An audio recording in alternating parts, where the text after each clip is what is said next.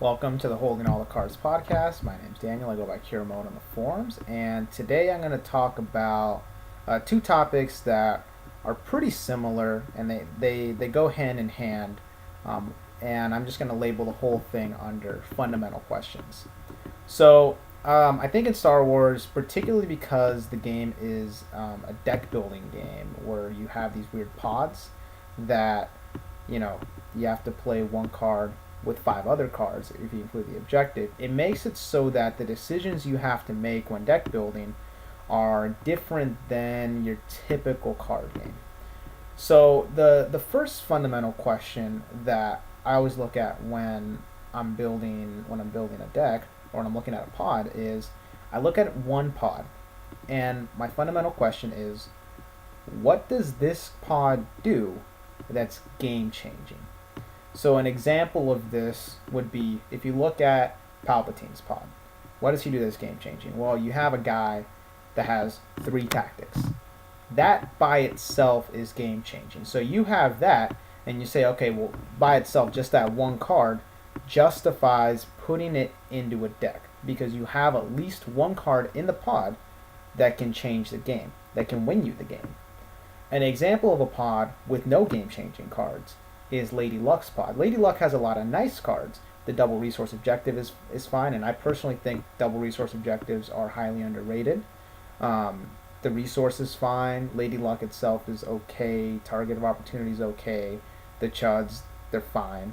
But there's nothing in that pod that will ever win you the game. Nothing. Like you'll never say, I won the game because I had Lady Luck on the table. That's just never going to happen.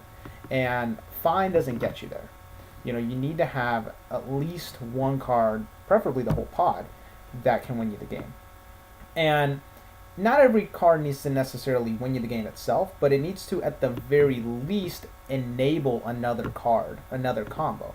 So an example of this would be if you take Undercover Brother, or the new Lando.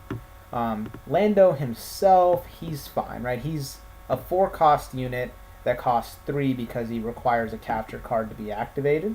So you get a little bit of value there. The chuds or whatever, secret objective's fine. And the mission, it's good because it's a 0-cost mission, but it's not in and of itself winning you a game, and the objective's not in and of itself winning you a game.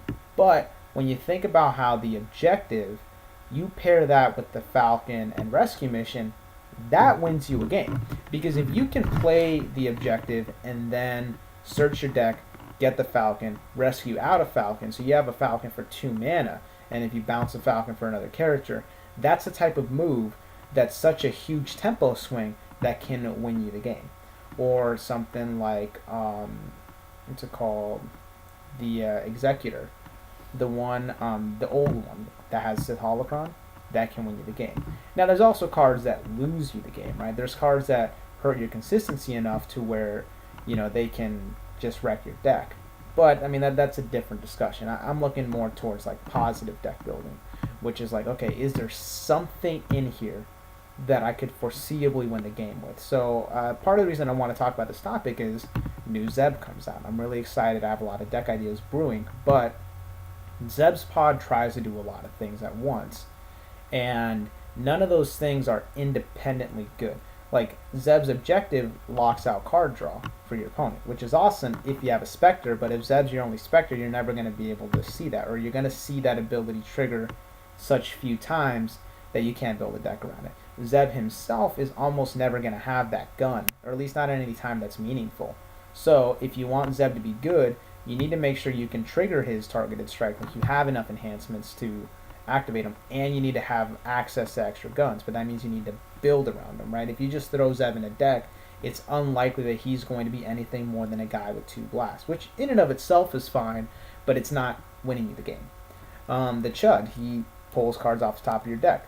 That's awesome if you build your deck around it. If you don't build your deck around it, he's probably you're going to top deck, miss, opponent's churn, the card hasn't moved, so you can't trigger it then, so it's going to take a couple times for you to trigger it, and he's not the greatest unit ever in terms of icons. He's fine, but he's not amazing, right? He's not winning you the game unless you build around him. And the bow rifle is another one of those cards. It's a cool card. But if you don't have the resources to play it, like if you don't have ramping built into your deck, or if you don't have enough yellow guys in your deck, then it's just going to kind of sit there in your discard. So again, I like the pod. I think the pod has a lot of really cool ideas, but the reality is for the pod to warrant inclusion inside of a deck, there needs to be at least one of those things that the pod brings to the table that you're building around. That you can say, okay, well, if I build my deck correctly, I'm going to be able to use this pod or some ability within the pod to eventually win me the game. So that's the first question. Right? The first fundamental question is, what inside of the pod can win you the game? Now, the next fundamental question that I have when I'm looking at pods or decks is, what am I losing? Because the reality is, there's opportunity cost with every single card in every single pod. The cost is never just the cost of the card. It's always the cost of the card plus the cost of playing this card over playing some other card. So, in other words, let's say you're building a fighter deck, and you want to put Han Solo in the deck. Like, you want to have well paid. What are you losing by having Han?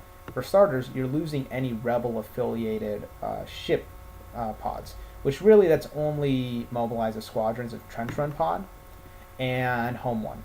But that's still something, like you're losing something there. And then also by being forced to go Smuggler affiliation, that means that if you want to play 4 red cards in a turn, you just can't. You're going to be capped out at 3. That's a cost. It's more than just playing the pod. Like, you're losing something else. You're losing the ability to go mono red, which is where fighters typically work best. Or similarly, let's say you go dark side, right?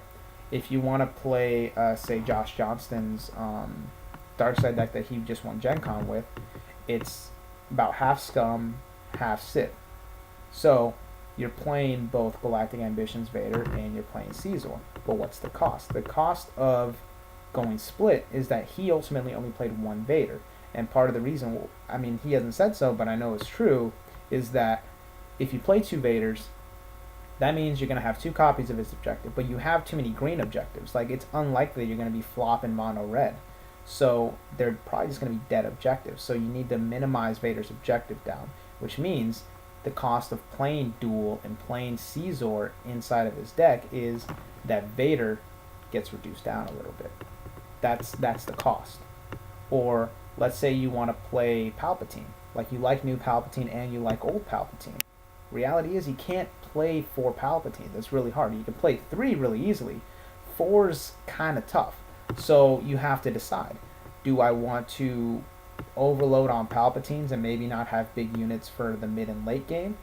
Or do I want to not have 2 Force Lightnings? Or do I not want to have 2 of the new Palpatine's objective? Like, that's the decision you have to make when you're building a deck. So it's always, what are you losing? That's why Yoda shows up in every single light side deck. And it's just that the pod has 2 phenomenal edge cards. Like, it has 2 edge cards that you can go into an edge battle, and you can place 1 card face down and confidently pass. Because if you place the Seeds and pass, you tap down their defender, you don't win the edge battle, but you kind of win the edge battle. Or you place Yoda, you have 5 pips, they place down anything. If you're not playing against Sith, there's nothing they have there that could beat you, with the exception of a scheme. So it's like having that in your deck so powerful that you can have those 2 edge cards inside of 1 pod, and it has the resource, and you have the objective. It's like, yeah, of course people are just going to throw it in every deck, and it's like people don't necessarily want to, but there's the opportunity cost, right? It's not that you want to play it, but when you're deck building and you look at the 10 pods you have and you look, are any of these pods better than Yoda? No. Okay, well then I guess something's going to get cut here.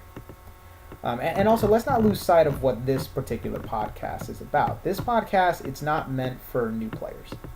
It's not meant for people that are just learning the mechanics. It's also not meant for, like, the pros, right? It's not meant for people that already feel like they know everything that there is to know about the game. This is meant more for people that either want another perspective or just want ways to go from going to a tournament and feeling like they're going to lose if they don't play the cheese, to feeling confident when they go to a tournament that they can put something together with their deck building to sit across the table from David HATC and beat them.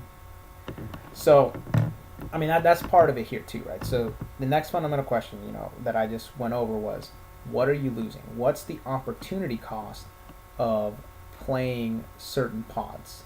So, for example, new Han Solo. I personally think Han's great. He's a fantastic main.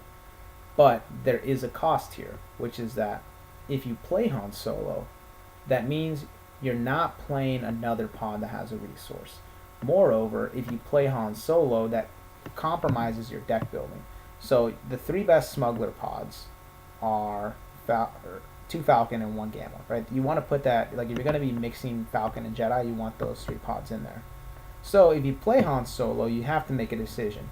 You're either playing Han as a one of, or you're playing Falcon as a one of if you want to put two Falcon, if you want to put two Han Solos in, or you need to play one more smuggler pod, which means you're playing only 4 Jedi pods instead of 6. That's the cost. And the reality is Jedi pods are just better than smuggler pods right now. So if you're playing 2 Han, 2 Falcon, 1 Gamma, what's that last pod? Like, what are you throwing in there? Name any smuggler objective that you would put in there that's better than either of the Lukes, that's better than Yoda, that's better than Owen, that's better than the Wolfman, that's better than Q-Ron? And the answer is it's a pretty thin pool. Like, there's not really anyone you can put in there, so that's the cost of Han Solo. It's not just playing him, it's that if you play him, you modify how the rest of your deck's going to be comprised.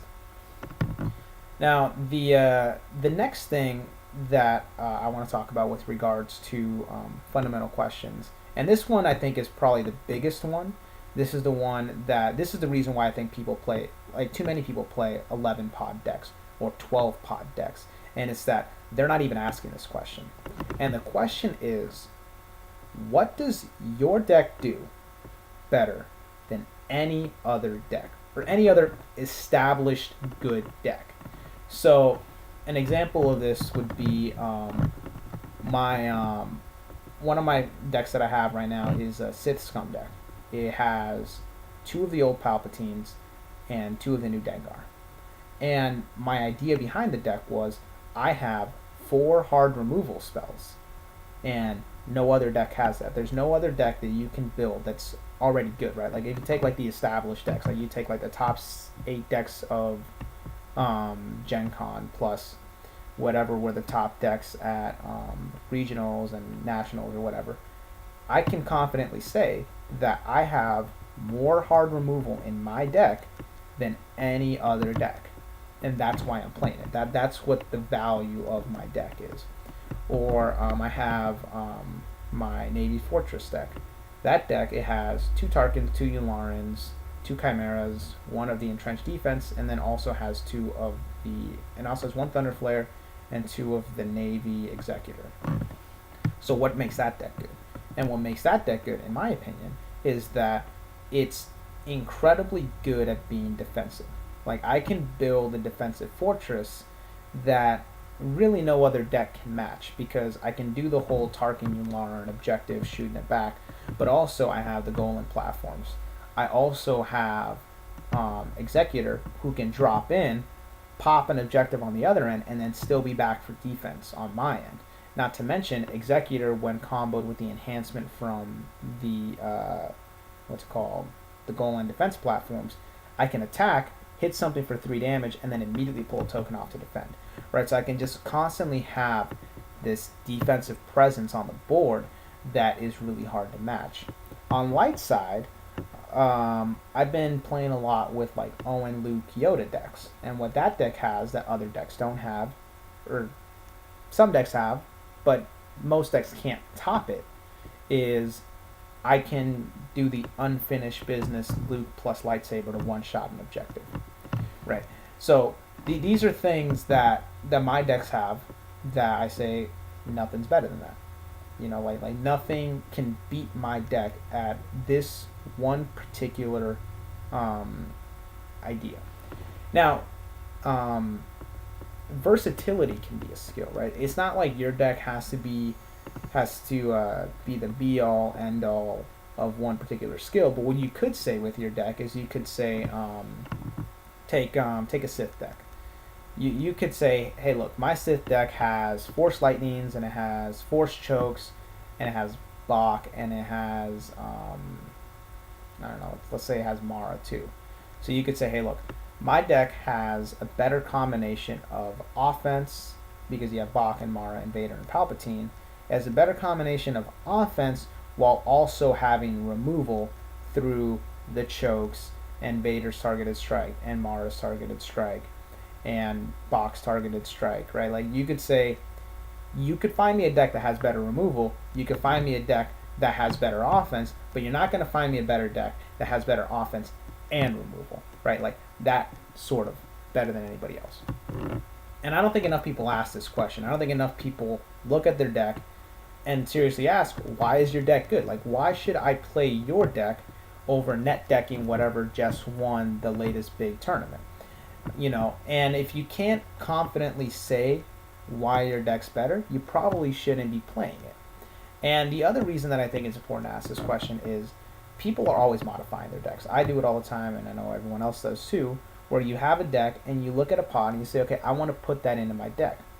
But the problem is you have to know why you're putting these pods into your deck. Like you can't just put a pod in your deck because you like it. It has to fit what you're trying to do. So an example would be, I remember when I initially won this tournament way back in February, the online tournament. So my deck was captured on video winnings, so people were curious, and I did a write-up, and people would give suggestions for the deck. And so in my mind, it made total sense as to why the deck worked. The deck works because it has killer edge, and it has a lot of big bodies, and it allows you to have these turns where the Kraken can blow up an objective and rescue a guy, or you can Owen into another guy, or you could rescue out a guy, and you can just apply this unreal amount of pressure on somebody until they crack, and your board swells up, and you win on turn 3, maybe even turn 2. That was the power of that deck. That's where I said, you know what, this deck, here's what it does better than any other deck. Just apply pressure and win edge battles and make it impossible for your opponent to block. Because that's the other thing I liked about the deck. You never want to block Kyle. You never want to block Red 5. You never want to block Yoda. You really don't want to block Luke, and you really never want to block ever if you know that I have you now in the deck. You know, it just puts your opponent in a really tough position, and that's what I liked about the deck. I like that I could put someone in a spot that they weren't comfortable. But then I'd see these suggestions that people would have, like, oh, why don't you try this in the deck? Why don't you try that in the deck? Why don't you try this? And it's like, you're missing the point, right? Like, if your suggestion for the deck is taking out big units, well, that's a problem. If your suggestion is taking out edge, that's a problem. If your suggestion is replacing guys that have a lot of guns and putting in guys that don't have a lot of guns, that's a problem. Like you're taking away what allowed the deck to become good in the first place. And I think a lot of people do that. I think a lot of people, they have a deck that actually works, and then they think, okay, I'll just swap one pod, or I'll swap 2 pods and see how that works, and you remove what allowed your deck to work. You've now made your deck more inconsistent because your deck once upon a time was good at something. Now it's not. But it works the other way too. Sometimes you have a deck that doesn't totally work. You swap 1 or 2 pods, and then you discover why your deck now works. You learn what the true power of your deck is, and sometimes it just takes a pod or 2 to switch it out and see what makes it better. So that would be my third fundamental question. It's just, what does your deck do? Like what are you trying to accomplish with your deck? And can you succinctly tell me what your deck does better than anybody else's, right? Or any established good deck. And again, if you can't do that, right? If you have a deck and you can't clearly explain what your deck does better than anybody else, don't play the deck. So now let's talk about the last topic that I wanted to talk about, which is the last fundamental question is, what type of deck are you building? And to me, decks for the most part boil down into 2 categories, and it's more of a scale, right? It's never one way or the other way, but you're either a proactive deck or you're a reactive deck. So the difference between them is a proactive deck says, I have a game plan that I want to execute, and good luck trying to stop me. A reactive deck says, I know what you're going to be playing, I'm here to stop you. So an example of a proactive deck would be a Navy Fortress. Navy Fortress doesn't care if you're playing Rebels, they don't care if you're playing Smuggler, they don't care if you're playing Jedi.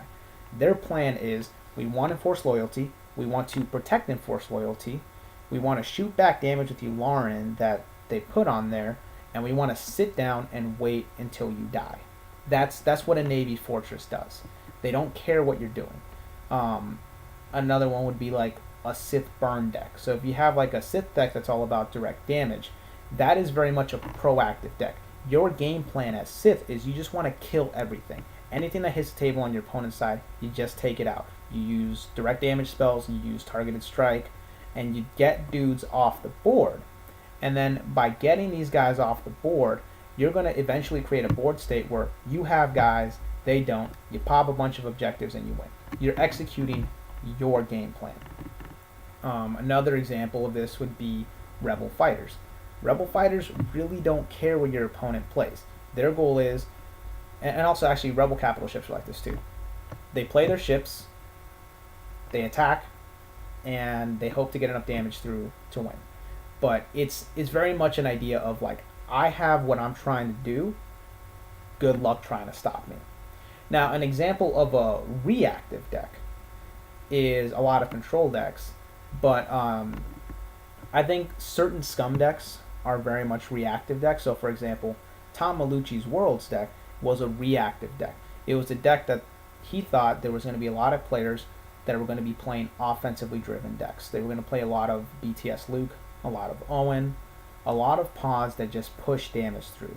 And his thought was, well, if they swell a board that's too big, I can bomb Zeka. If they're attacking and my board's not fully developed, I can use Guri and threat removal to slow them down. I can cut the legs off of what they're trying to do, and I can eventually stabilize my board while taking away their board, and then I can eventually win. Right? His deck was slow, but it was reactive. Right? It was very much a deck that was targeted at the meta. Similarly, his light side deck was actually targeted at the meta too. His light side deck was it was built specifically to beat Navy. Like he didn't want to play two Owens, but he felt he had to play two Owens because he needed the land speeder's redirect to counter Tarkin. That's a reactive game plan. And sometimes, the thinking up here as to whether or not your deck's reactive versus proactive, I mean, the line's blurred sometimes, but it is really helpful to think, why are you building a deck? So for example, me personally, I've been tinkering a good deal with Core Lando. And the reason I've been doing that is I'm looking at Dengar, and Captured's really good. You know what else is really good? Panda Baba's I Don't Like You Either objective. That's really good too. And Chain Reaction's really good. And I don't want to be having my light side boards wrecked by events, so I'm starting to practice more and more Lando, so that way I can see how can I play this dude in competitive decks, so that way I can have that objective sitting there and just put the kibosh on all these event cancellations. That's a reactive deck to what I see. Similarly on dark side, I have one of my decks. It's a mono Sith deck, and that deck is a reactive deck to what I've been seeing on light side. So a lot of light side decks, they're kind of reverting to old tricks, but what scares me about light side personally is just that you can only slow them down for so long. The threat of Luke coming in with a lightsaber to one-shot an objective is always there. A lot of people play Moldy Crow, so that threat's always there. And then there's other threats like on the other factions, like the Kraken can one-shot an objective. Or there's always a threat of the Falcon comes in, he hits, bounces, other dude comes in, he hits, and it's just like, how long do you expect to slow him down before you eventually crack? So what I wanted on my dark side deck was I wanted Vader's objective, the new Vader, so that way I can place a focus token on a guy and slow him down. I also wanted I wanted as much direct damage as I can reasonably put in there. So I put Mara Jade in there, and I put what's it called? I put Jarek in there for the objective. And what I wanted to do with the deck is I want to slow them down. I want to kill off their mains. Eventually, they're going to get guys on the table. Like you're not stopping a good light side deck from eventually getting guys. But my thought was, if I can slow them down for like 2 turns, and in those 2 turns, I can lay down dudes who have double blast, I can close out a game. Right? I'm not going to have to sit there and wait. I can just wait for like, let's say the dial's at like 4 or 5. I can run in, pop 2 objectives, and now put light side under pressure to where now they have to play defense. They can't go all out because the threat of me just going and blowing up 2 more objectives is always kind of there, even if it's not. The threat of me being able to do that's there, which slows them down just enough to where I might be able to stall and win, or maybe get the 3rd objective and win. But it buys you time. That was the idea. But to get that time, I feel like I need a little bit of offense. But that's, again, a reactive deck. And so I think it's important to ask, why are you building a deck? So another example, like I'm going to go back to my Kraken thing. There's a thread that was a little while ago that talked about Navy. And it's like, how do you beat Navy? And the answer is there's a lot of ways to beat Navy. Or not Navy, Scum. And Scum's not that good. It's good. And Scum's been good for a long time. But they're not broken. I just think it's like people are starting to realize that they're good, and people need something to complain about, so they complain about Scum. But one of the suggestions that I see is okay, well, how does Kraken interact with Scum? Do you play Scum to counter Kraken, or do you play Kraken to counter Scum? And the reality is you shouldn't be using either one to counter the other, because my opinion is that if you're playing a Kraken deck, that means you're playing a combo deck of some sort, right? So if you're doing that, your deck needs to be a proactive deck. Your deck needs to be thinking, okay, these are the things I'm trying to do with the deck, and let's see if they can stop me. Similarly, Scum, some Scum decks are reactive, but a lot of these Scum decks are proactive decks, right? A lot of Scum decks, they have Duel in there, they have Caesar, they have the Rancor, and they have Dengar. And they try to build up their board with the little dudes, then they fill it up with the big dudes, and then eventually, once they pop off all your guys, right, they're using Capture to kill guys, they're using the Elephant to kill guys, Rancor makes it hard for people to block against them. At some point, you're just going with Spiders and Dengar when he has 2 blasts and just wipe clean all their objectives and win. That's a proactive deck. You have your game plan in mind, and you're going to push it through. No, I don't think anyone ever builds a Scum deck that says, "Hey, man, I know people are playing Kraken. That guy, I gotta take him out, right? I gotta make sure we mess with these captured cards, because the best card to play against the Kraken is you play the Slaver, because he can send the cards back. But people don't play the Slaver as much because there's just better Scum pods nowadays. So that's why I don't think that those 2 deck types, they don't really intersect. They both interact with captured cards, but they don't interact in a way where one crushes the other. Each one kind of helps the other one, each one kind of hurts the other one, but neither one should be viewed as a direct counter to the other one, because ultimately both of those deck types are proactive deck types. And then similarly, there's certain reactive deck types that you probably shouldn't really be game planning against too much, because they're trying to react to something else in the meta. So if you want to play Tom Malucci's, or if you think people are playing Tom Malucci's Worlds deck, you shouldn't be thinking, how do I beat this? How do I come at this? You should just say, okay, well, this deck's designed to beat overly aggressive Jedi decks. I'm going to play anything else. I'll play a control Jedi deck, or I'll play with some protection, or I'll play vehicles, or something else. Because it's if I'm playing something that this deck is specifically, or if I'm playing something that this deck's not prepared to counter, I'm going to be okay, because it takes some of the gas out of the deck. So to recap, fundamental questions. First one is, what inside of a particular pod can win you the game? The next question is, if I play a certain pod, what am I losing to play the pod?